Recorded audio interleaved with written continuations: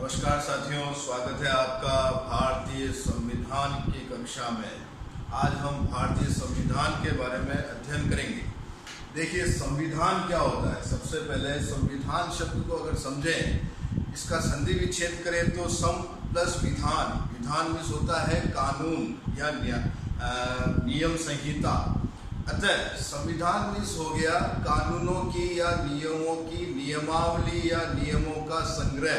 एक ऐसी पुस्तक जो किसी देश की शासन व्यवस्था को संचालित करती है और उसके आधार पर ही उस देश की शासन व्यवस्था अपना दायित्व पूरा करती है।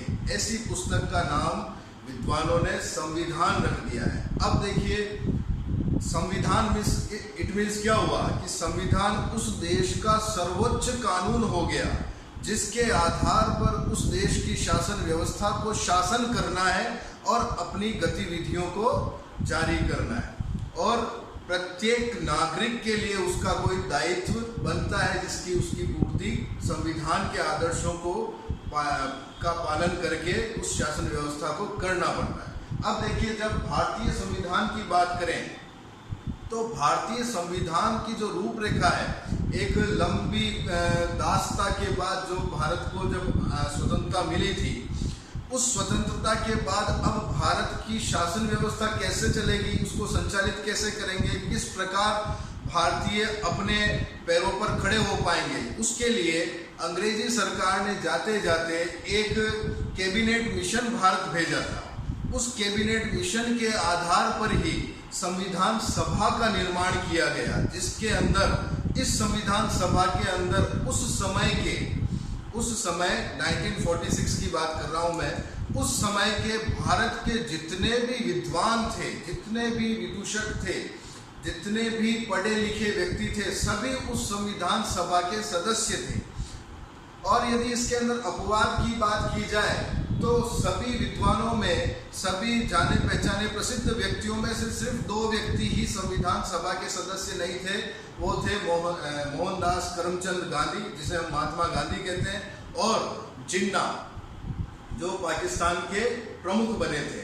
तो ये 2 व्यक्ति ही संविधान सभा के सदस्य नहीं थे। और इस संविधान सभा में उस समय इस कैबिनेट मिशन ने सिफारिश की थी कि 389 सदस्य सम्मिलित होंगे जो भारत के संविधान का निर्माण करेंगे। पूरे देश से 389 सदस्यों को चुना गया था, यानी प्रत्येक 10 लाख की जनसंख्या पर एक प्रतिनिधि को चुना गया था।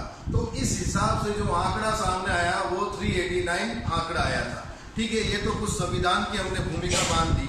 अब हम भारतीय संविधान की बात करें तो भारतीय संविधान इसे बनने में लगभग 2 वर्ष 11 माह और 18 दिन का समय लगा, और उस समय 64 लाख यानी 64 लाख रुपए लगे थे इसको, और एक श्वेत पत्र पर इसको लिखा गया था। अब इसकी कुछ विशेषताओं की बात कर लेता हूँ।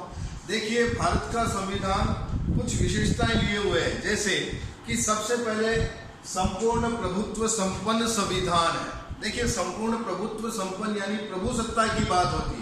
प्रभु सत्ता यानी एक ऐसी सत्ता जिसके पास सर्व अधिकार समाहित होते हैं, उसके अधिकारों में किसी तरह का कोई हस्तक्षेप नहीं होता, न तो आंतरिक और न बाह्य। और भारत के संविधान में ऐसा एक प्रावधान किया गया है कि भारत की जो प्रभुत्व शक्ति है वो जनता को सौंपी गई है, इसीलिए इसे लोकप्रिय प्रभु सत्ता भी कहा जाता है, यानी कि भारत की जनता के अंदर ही प्रभु सत्ता का वास है।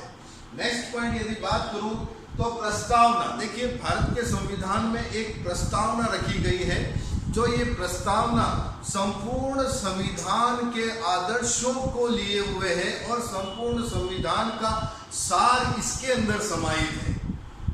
इसीलिए इस प्रस्तावना के बारे में विद्वानों ने अपने अपने मत प्रकट किए, जिसके अंदर एक के मुंशी थे। मुंशी जी ने इस प्रस्तावना को संविधान की राजनीतिक कुंडली कहा है, और ठाकुरदास भार्गव, इन्होंने संविधान की प्रस्तावना को पूरे संविधान की आत्मा या आभूषण कहा है।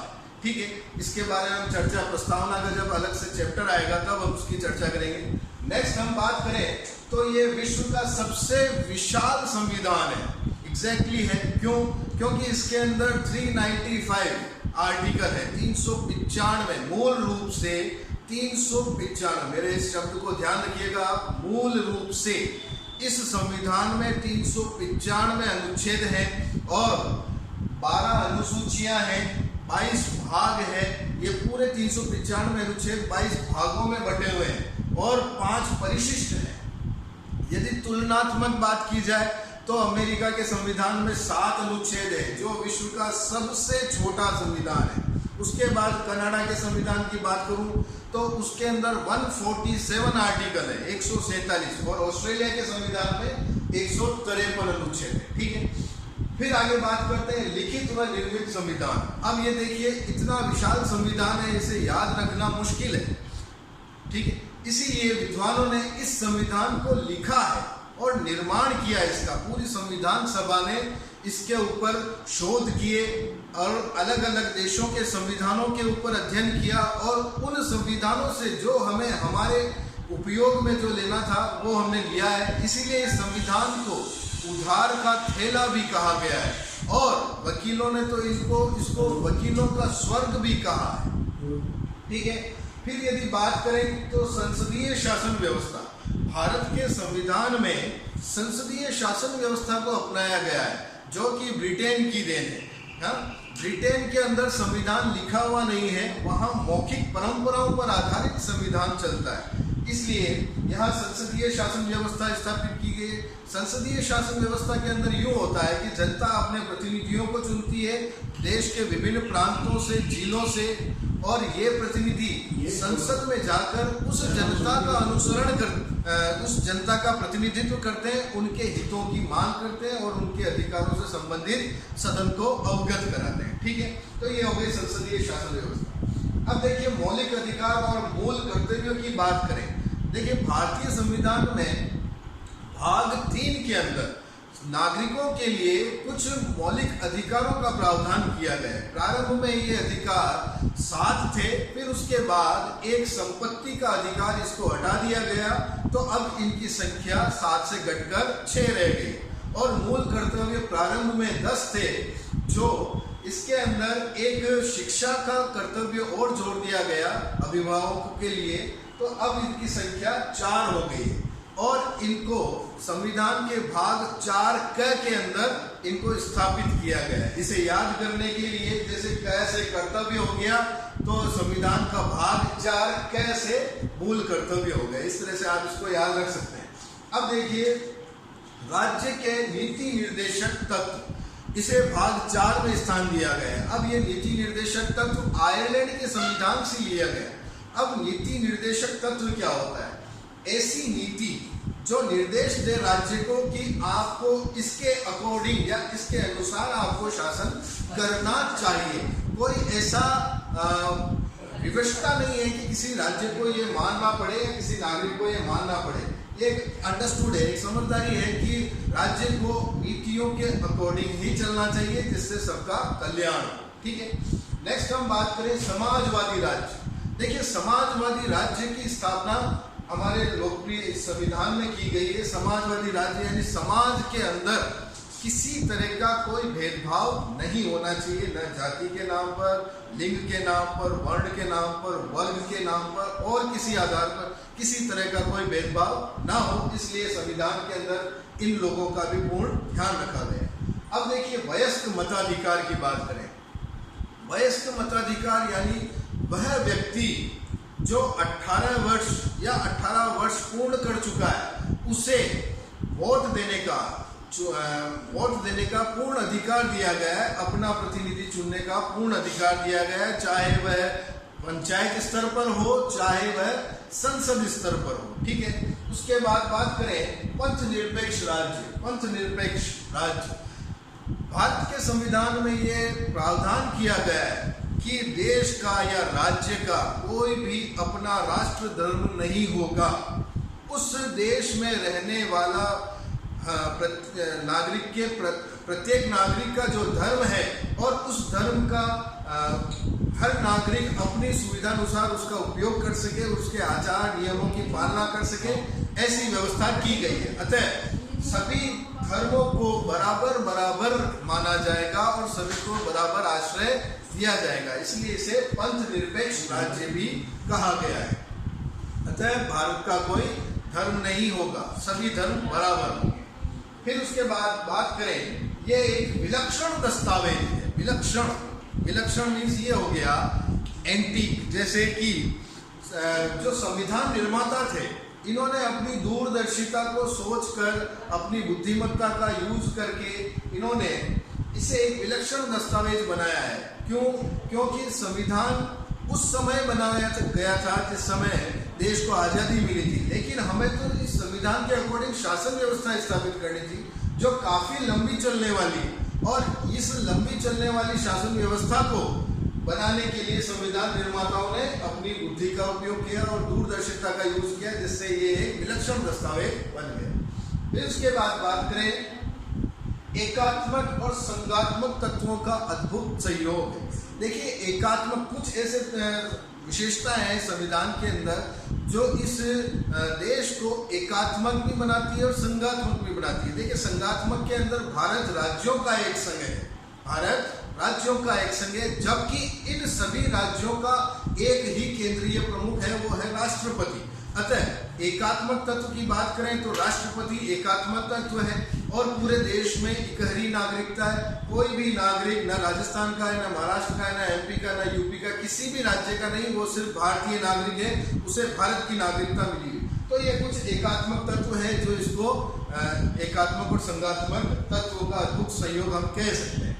फिर उसके बाद स्वतंत्र न्यायपालिका। देखिए, किसी भी देश के अंदर शासन व्यवस्था तभी अच्छी बन सकती है जब उस देश की न्याय व्यवस्था अच्छी हो, वहाँ का न्याय सस्ता हो, सुलभ हो, आसान हो और प्रत्येक व्यक्ति को उस न्याय को प्राप्त करने का अधिकार हो। इसलिए देश के संविधान निर्माताओं ने ये सोचा कि न्याय व्यवस्था अच्छी होनी चाहिए, इसलिए उन्होंने न्यायपालिका को दूसरे व्यवस्थाओं से हमेशा स्वतंत्र रखा और निष्पक्ष रखा। इसलिए निष्पक्ष न्यायपालिका की स्थापना हुई जो हमेशा एक निष्पक्ष न्याय कर पाती है। उसके बाद हम बात करें तो नेक्स्ट पॉइंट है कठोरता और लचीलापन। देखिए, भारतीय संविधान कुछ कठोर तत्व भी लिए हुए हैं और कुछ लचीलापन भी लिया हुआ है, जिसे अनुच्छेद 368 के अंदर स्थान दिया गया कि कुछ संविधानों के कुछ अनुच्छेदों में यदि एक संशोधन करना है तो उसकी व्यवस्था इन्होंने कठोर की है, और कुछ के अंदर यदि थोड़ा दया भाव या उदारता दिखानी है तो ऐसी व्यवस्था कुछ लचीलापन लिए हुए है। ठीक है, इसके अंदर हम अगर बात करेंगे तो ये वीडियो काफ़ी लंबा हो जाएगा, इसलिए आप यही देखें इसको कि कुछ अनुच्छेदों के अंदर संशोधन करने का प्रावधान कठोर है तो कुछ अनुच्छेदों के अंदर संशोधन का प्रावधान लचीला है।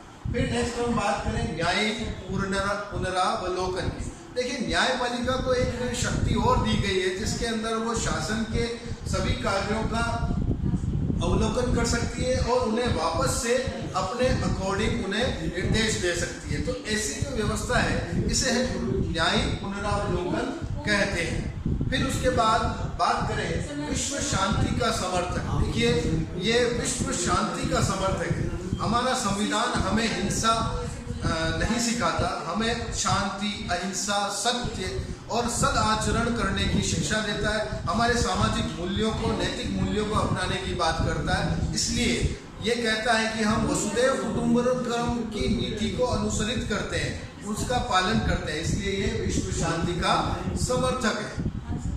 फिर बात करें आपातकालीन उपबंध। जब देश के अंदर आपातकाल जैसी स्थिति हो जाती है तब ऐसे कुछ प्रावधान रखे गए हैं जिसके अंदर सोचने के लिए, जैसे अनुच्छेद 352, 356 और 360, ये 3 अनुच्छेद रखे गए हैं जिसके अंदर आपातकालीन प्रावधान रखे गए हैं। अनुच्छेद 352 के अंदर अलग से है कि भारत के ऊपर बाह्य आक्रमण हो जाए या सशस्त्र क्रांति हो जाए तो राष्ट्रपति, प्रधानमंत्री और मंत्रिपरिषद की सलाह से अनुच्छेद 352 की शक्ति का उपयोग करके देश में आपातकाल लगा सकता है।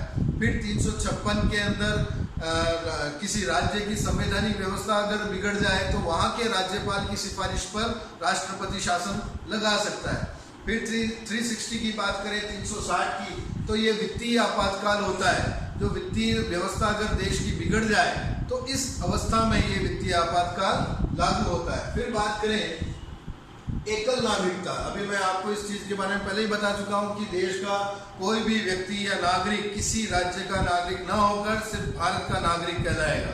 फिर उसके बाद लोक कल्याणकारी राज्य की स्थापना। देखिए, लोक कल्याणकारी यानी समाज का हर प्रत्येक पिछड़ा व्यक्ति, उसके कल्याण के लिए भी इस संविधान में ऐसा प्रावधान किया गया है कि शासन की योजनाओं का लाभ उससे भी मिले। तो ये लोक कल्याण की भावना इस संविधान में दिखती है। फिर उसके बाद बात करें अल्पसंख्यक और पिछड़े वर्गों का कल्याण। अल्पसंख्यक और बहुसंख्यक, ये आपको मैं पिछले वीडियो में एक बार बता चुका हूँ कि जहाँ जो व्यक्ति जिस जैसे जाति के आधार पर, धर्म के आधार पर, वर्ग या वर्ण के आधार पर जिन लोगों की संख्या में वो संख्या बल कम है तो वो अल्पसंख्यक कहलाएंगे, और जिनकी संख्या बल ज़्यादा है तो वो बहुसंख्यक कहलाएंगे। तो इन अल्पसंख्यक कहीं अपने आप को हीन भावना से ग्रसित न माने, इस कारण इनको भी, इनके कल्याण की योजनाएं भी संविधान के अंदर बनाई जाती है समय समय पर, और इन योजनाओं का लाभ इन तक पहुंचाया जाता है। और यही पिछड़े वर्गों के साथ भी होता है, जो अभी तक संघर्ष कर रहे हैं अपने जीवन स्तर को, अपने अर्थव्यवस्था को ऊपर लाने में। तो that's all for today, thank you.